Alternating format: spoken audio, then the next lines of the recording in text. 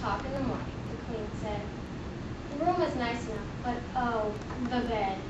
I needed a ladder to climb into it. It wasn't ever lumpy. I figured that since I was awake, and the prince didn't seem very eager to marry me, I might as well move on. Of course, it was terribly dark now. I couldn't see a thing.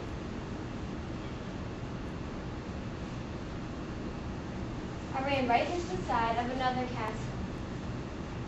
When I rang the bell, a horrid beast came to the door. A beast?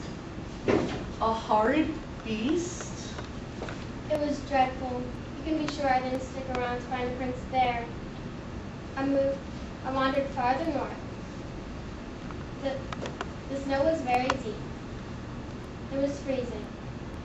I was tired, not to mention hungry.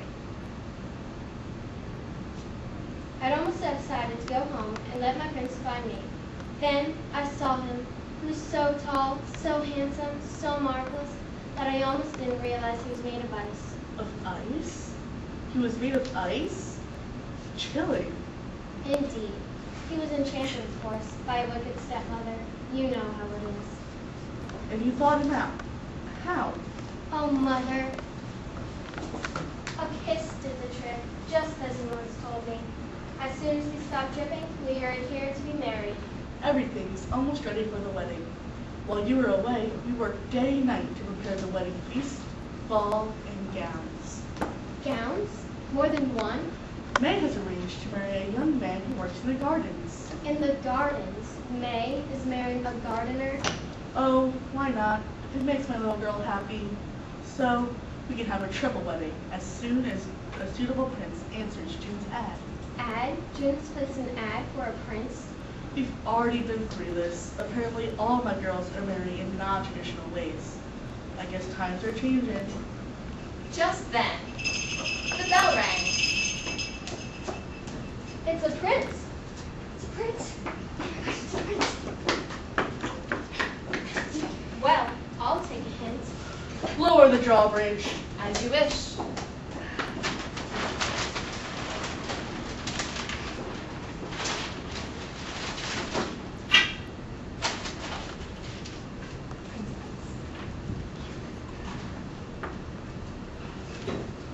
Princess June. She opened the door. She saw no one, however.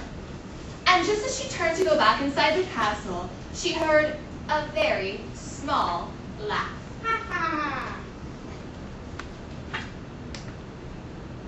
Hello? Ha, tricked you, didn't I?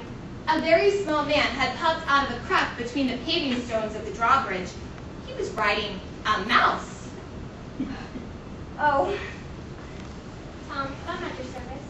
I'm here about the ad. May I speak to Princess June, please? Why, I am Princess June, but you're not quite what I was hoping for. You're much too small. I'm afraid I'd step on you. And, well, I'm afraid of mice. I'm sorry, but you just won't do. How dare you? I guess I'll be off. You did, princess. A very angry Tom Thumb spurred away on his mouse. Well, Princess June shook her head. It was a very odd little man, only about as big as your thumb. His horse was a mouse. I doubt he's really a prince. There's the bell again. Perhaps this will be my prince. The drawbridge, of course, had already been lowered, and Princess June opened the door and slammed it shut. well, not even a kiss would help? Absolutely not! The ad must have gotten into the jungle times by mistake. It was a lion. A lion?